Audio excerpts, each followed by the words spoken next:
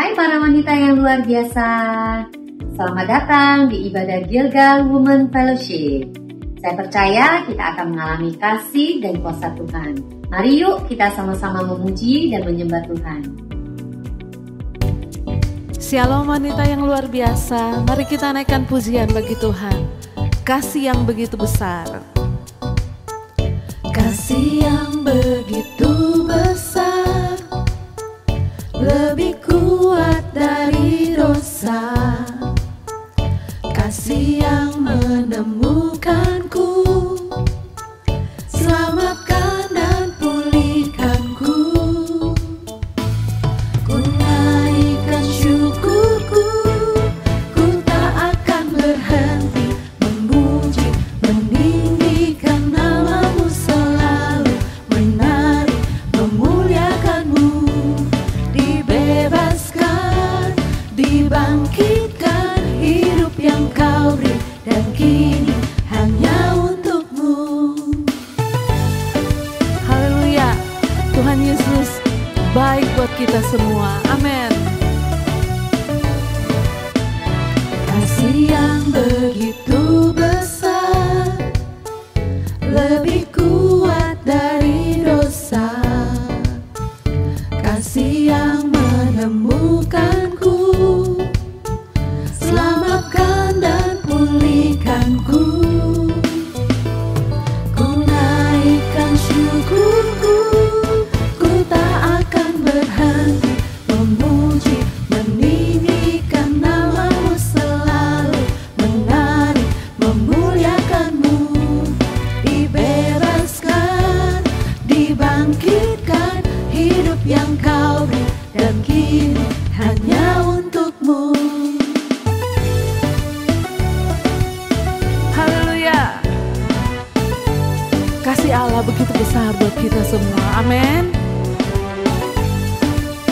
Kita menaikkan pujian syukur kita.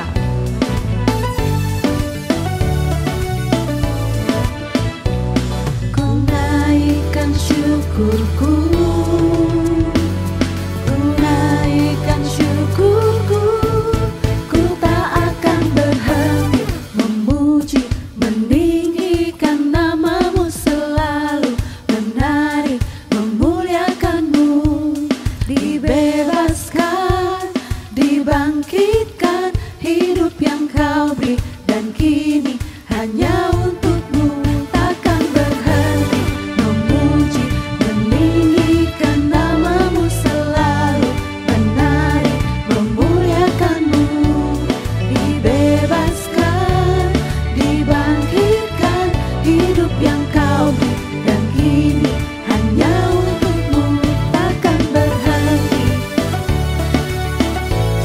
meninggikan namamu.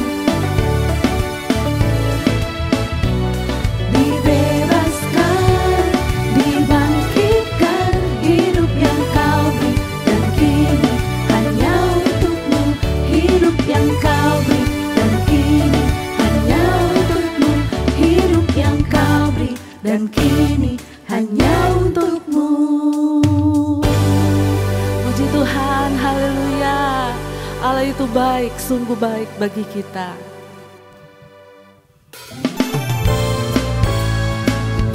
Bersyukur kalau kita punya Tuhan yang hidup dan berkuasa. Amin, haleluya. Allah itu baik. Allah itu baik, sungguh baik bagiku. Ditunjukkannya kasih setianya, Dia menyediakan yang ku perlukan, menyatakan kebenaran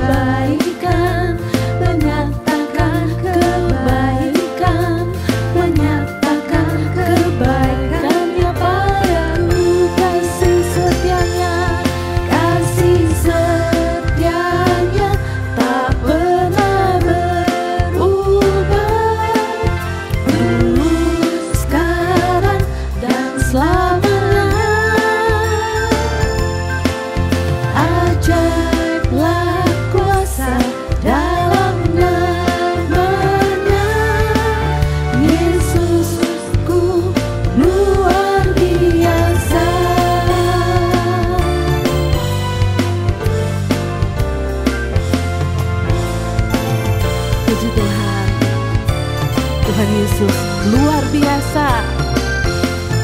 Allah itu baik, sungguh baik bagiku.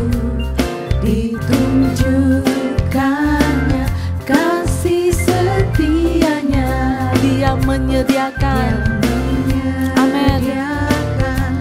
Yang ku perlukan, menyatakan kebaikan, menyatakan kebaikan, menyatakan kebaikannya padaku. Kasih setianya, kasih setianya tak pernah berubah. Dulu, sekarang, dan selamanya. Ajaib, ajaiblah kuasa dalam namanya. Yesusku luar biasa. Kasih setianya tak pernah berubah. Dulu, sekarang, dan selamanya. Ajaiblah kuasa dalam namanya. Yesusku luar biasa. Yesusku luar biasa.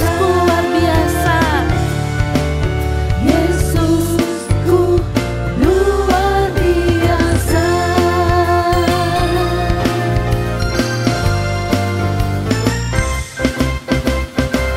Haleluya. Haleluya. Tuhan yang kita sembah adalah Tuhan yang setia. Haleluya. Engkau Tuhan,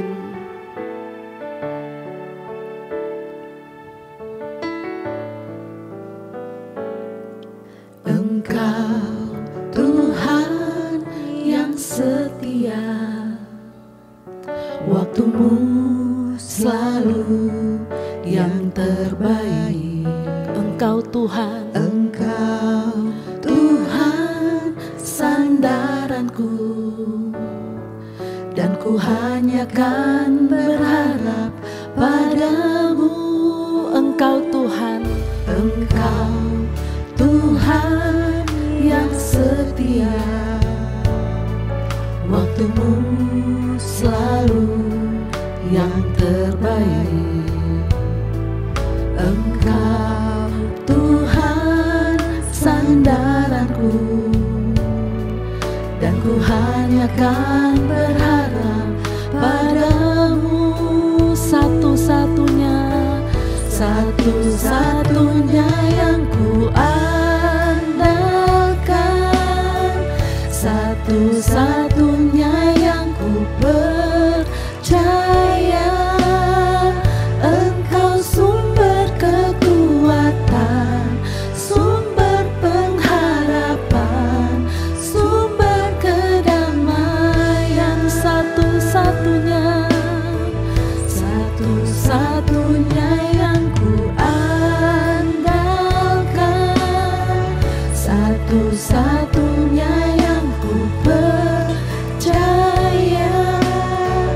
Engkau Tuhan memberkati, Tuhan penyembuhku, Tuhan pemulihku.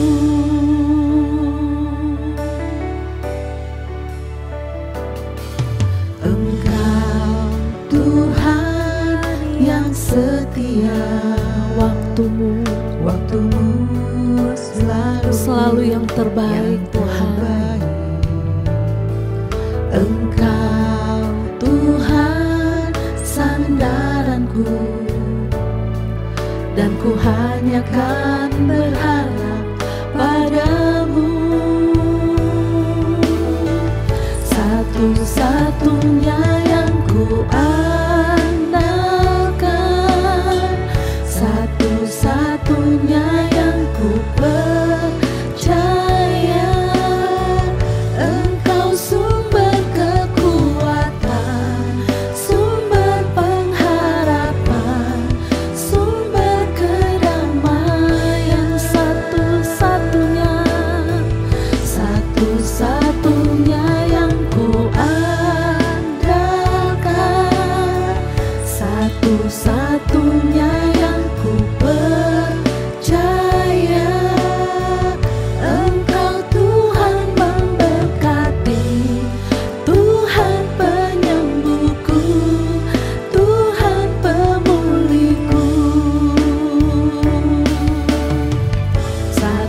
satu-satunya yang ku andalkan, satu-satunya yang ku percaya. Engkau sumber kekuatan, sumber pengharapan, sumber kedamaian, satu-satunya yang ku andalkan, satu-satunya yang ku percaya. Engkau Tuhan memberkati, Tuhan penyembuhku, Tuhan pemulihku. Engkau Tuhan memberkati, Tuhan penyembuhku, Tuhan pemulihku. Engkau Tuhan memberkati, Tuhan penyembuhku, Tuhan pemulihku. Haleluya, amin. Hari ini kita akan dilayani oleh seorang pembicara yang sangat luar biasa. Beliau adalah seorang psikolog anak, remaja, dan keluarga. Mari kita sama-sama berikan sambutan yang hangat kepada Ibu Novita Tandri. Halo teman-teman yang bergabung di dalam Gilgal Women Fellowship. Saya dengan Novita Tandri, psikolog anak, remaja, dan keluarga. Hari ini akan membawakan satu tema yang begitu menarik tentang bagaimana menghadapi remaja yang sedang mencari jati diri atau identitas diri. Tapi sebelum masuk ke sana, kita hari ini akan sama-sama belajar bahwa kita percaya remaja kita berbeda dengan di zaman kita dulu. Bahwa remaja sekarang hidup di zaman di mana AI atau Artificial Intelligence, Internet of Things yang begitu menjadikan internet atau gadget sebagai teman atau soulmate mereka. Sebelum kita masuk ke sana, saya ingin bicara tentang apa sih yang dimaksud dengan sukses. Kalau kita bicara makna sukses, kita bisa melihat ada beberapa definisi yang berbeda tentang kesuksesan. Yang pertama kita kenal dengan founder daripada Tesla, yaitu Elon Musk. Dia katakan di sini, sukses itu adalah selama kamu dapat melakukan berbagai hal yang menyenangkan di dalam hidup, maka kamu sudah sukses. Lalu kita kenal juga Mark Zuckerberg sebagai founder daripada Facebook, Instagram, dan juga WhatsApp yang kita pakai setiap hari. Dia katakan bahwa sukses adalah beberapa orang memimpikan kesuksesan, sementara yang lain bangun dan bekerja keras untuknya. Warren Buffett, siapa yang tidak kenal beliau, sukses adalah ketika orang-orang dekatmu bahagia dan mencintaimu. Tapi kalau kita bicara makna bahagia, kita tarik nih berapa ribu tahun ke belakang, bahagia menurut Aristoteles. Kita kenal Aristoteles sebagai filsuf asal Yunani, dia memetakan ada dua makna daripada kesuksesan atau kebahagiaan. Dia katakan bahwa yang pertama itu adalah hedonia. Kita sebut sebagai gaya hidup hedon, di mana rasa bahagia yang berakar dari hal yang menyenangkan. Biasanya berkaitan dengan hal-hal yang disukai, menyayangi diri sendiri, mewujudkan impian dan merasa puas.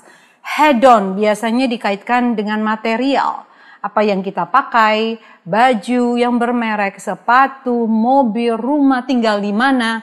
Lalu yang kedua adalah eudaimonia. Bagaimana kebahagiaan berkaitan dengan apa yang bisa menyenangkan hati daripada Tuhan.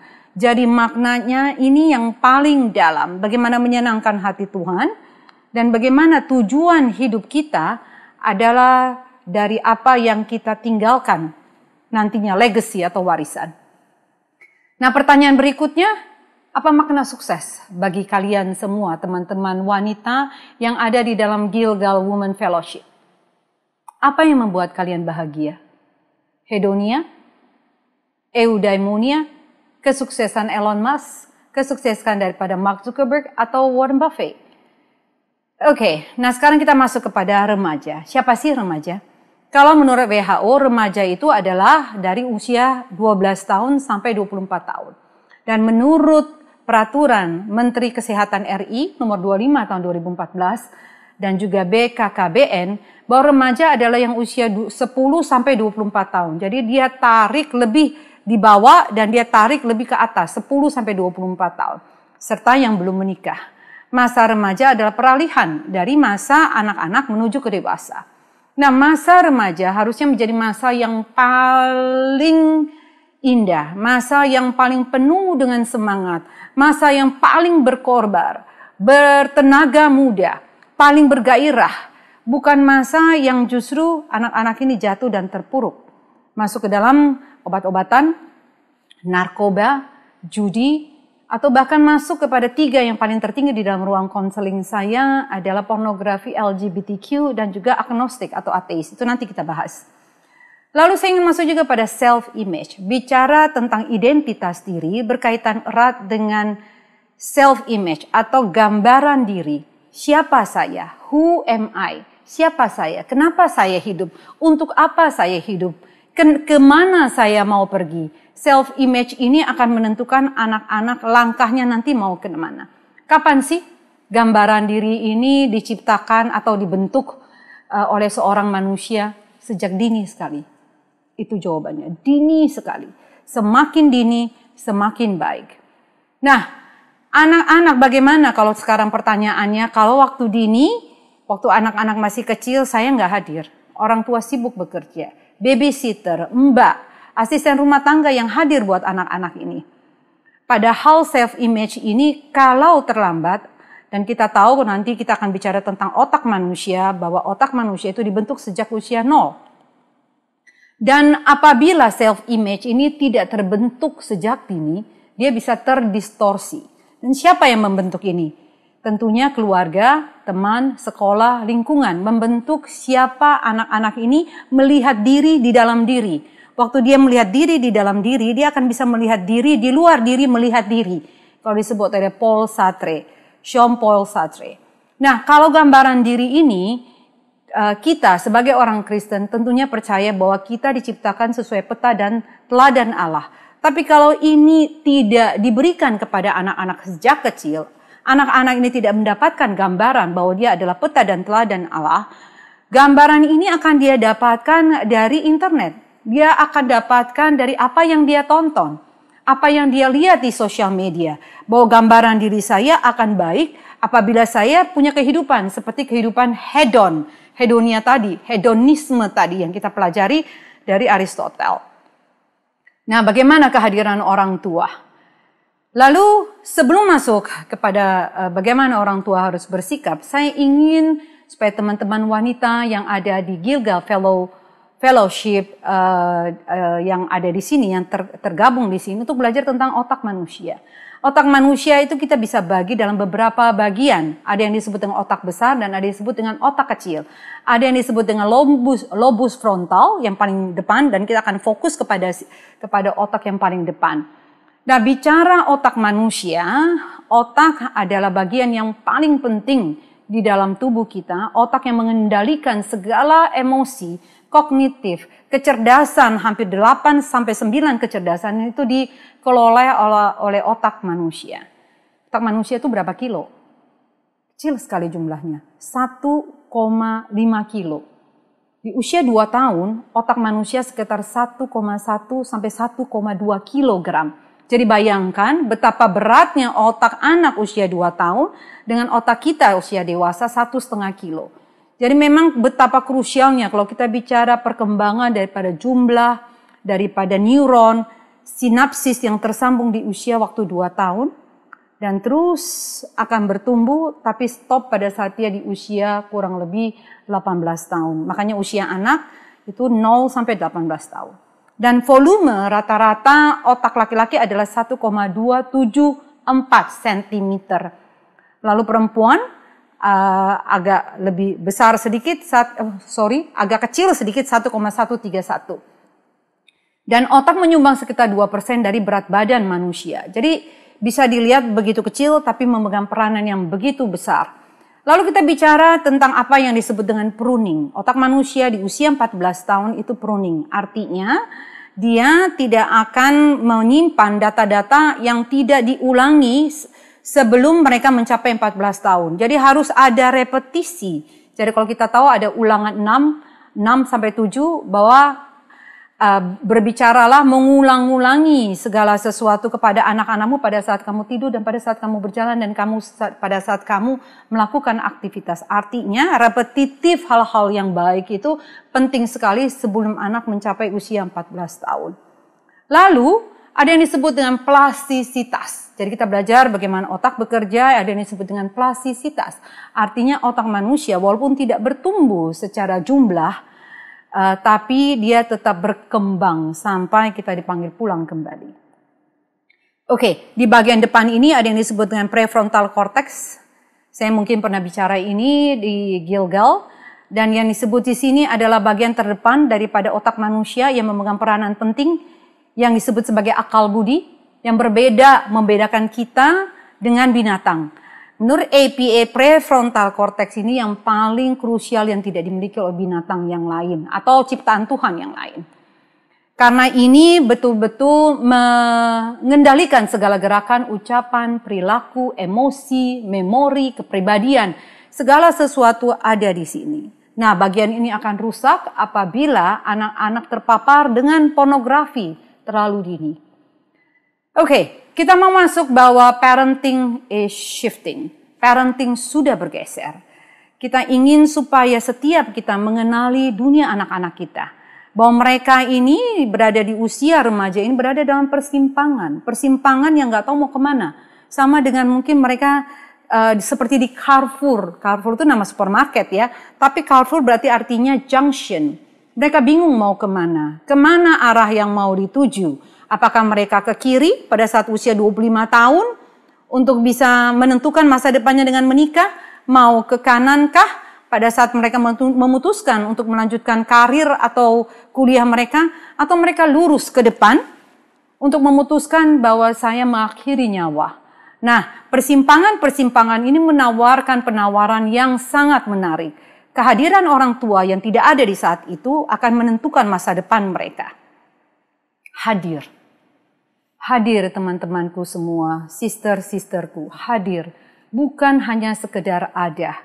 Karena kalau kita hanya sekedar ada dan kita tidak hadir, anak-anak ini akan masuk dengan pengaruh melalui apps-apps yang saat ini begitu dinikmati oleh anak-anak kita di generasi alpha ini.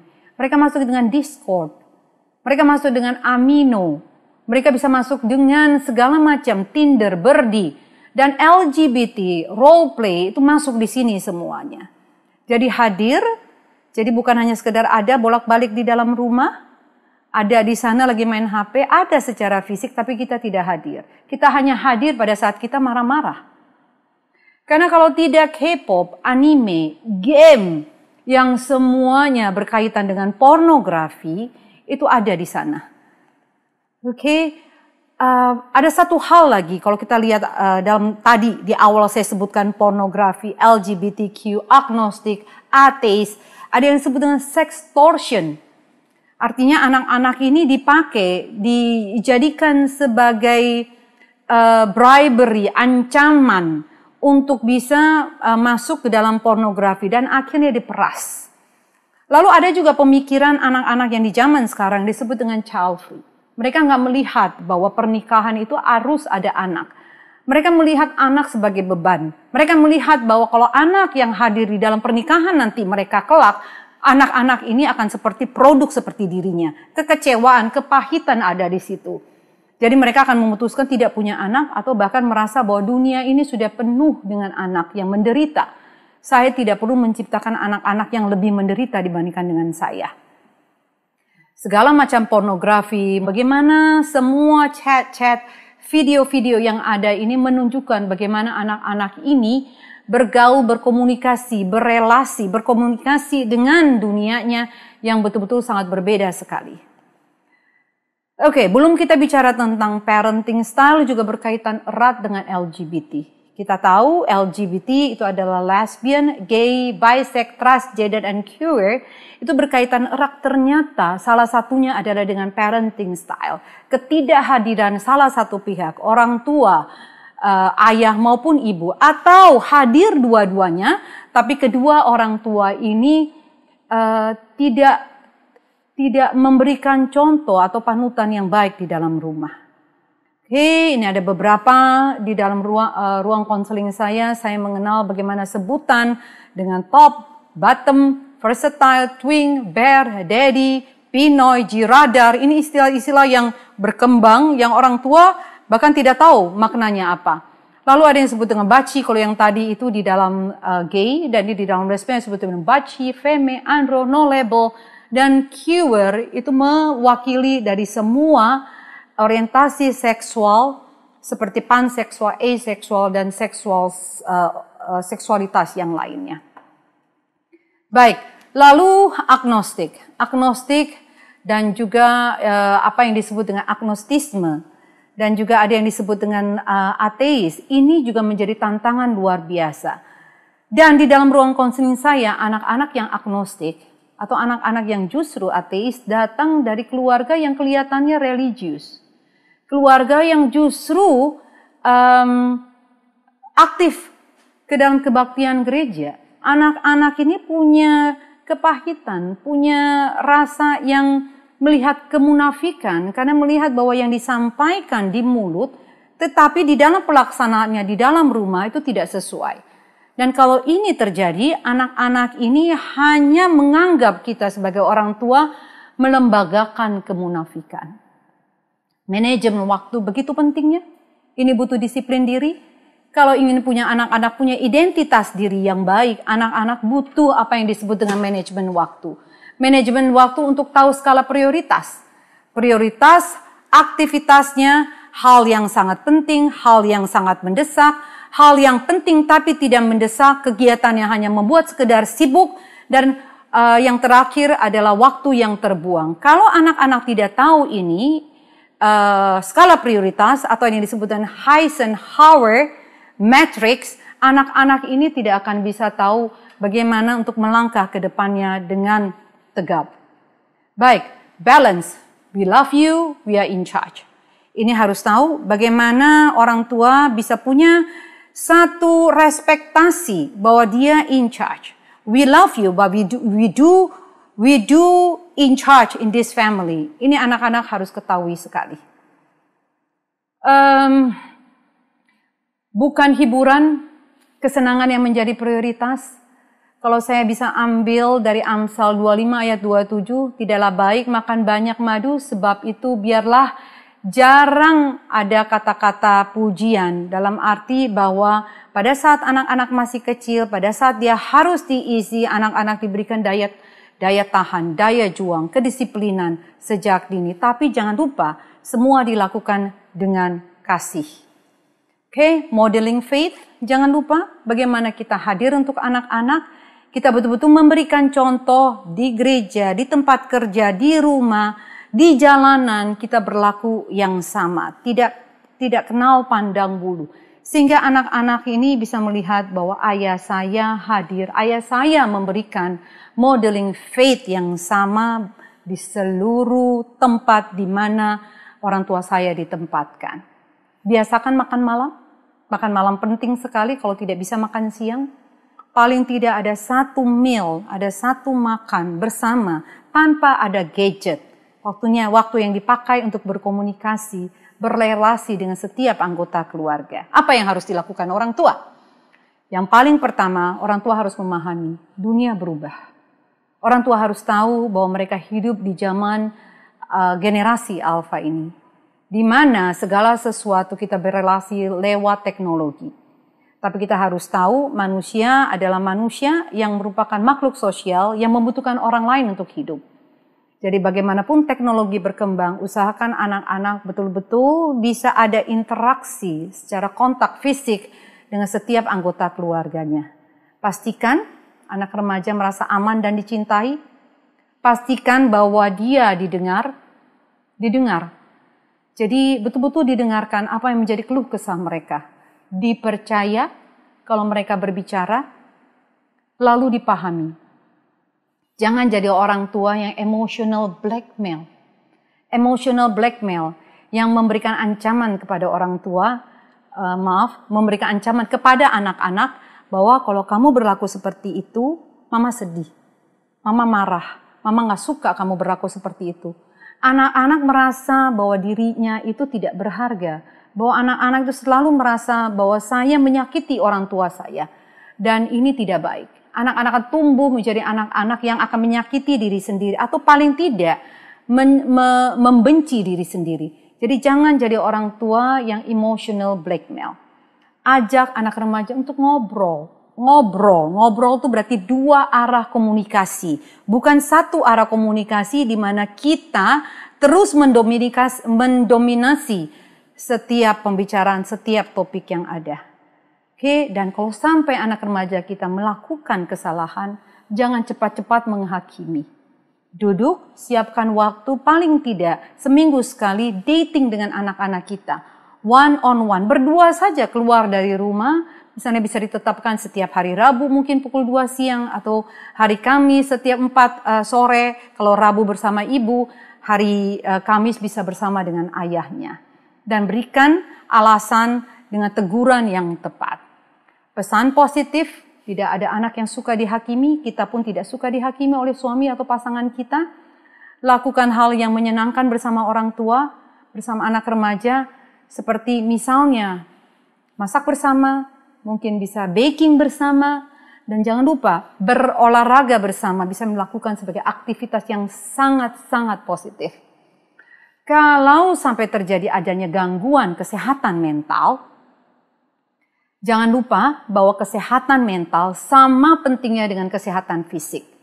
Temui psikolog, temui psikiater. Oke, dari kesehatan mental, kesehatan fisik. Kesehatan mental dan fisik ini begitu pentingnya. Makna sehat itu adalah makna sehat secara mental, sehat secara fisik, sehat secara spiritual atau religi, dan sehat secara finansial. Oke, jadi hubungi psikolog atau mungkin konselor gereja apabila anak-anak kita memang mengalami depresi, gangguan kecemasan, kepanikan, atau bahkan bipolar dan schizophrenia.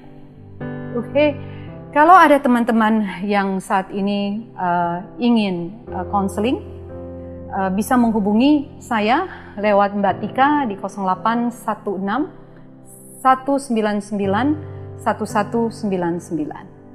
Oke, Tuhan memberkati. Happy parenting, the hardest job you will ever love. Sampai ketemu. Tuhan memberkati. Ibadah GWF kita sudah selesai dan saya akan berdoa berkat bagi kita semua. Terimalah berkat ini. Roh Tuhan ada padamu, yaitu roh hikmat, pengertian, kebijaksanaan, pengenalan dan takut akan Tuhan untuk engkau dapat menjadi berkat. Kasih karunia, damai sejahtera daripada Allah Bapa Tuhan kita Yesus Kristus akan terus menyertai kita mulai hari ini sampai Tuhan Yesus datang dan menjemput kita semua yang percaya dan mengasihi Tuhan. Sama-sama katakan amin. Tuhan memberkati kita semua dan sampai ketemu bulan depan.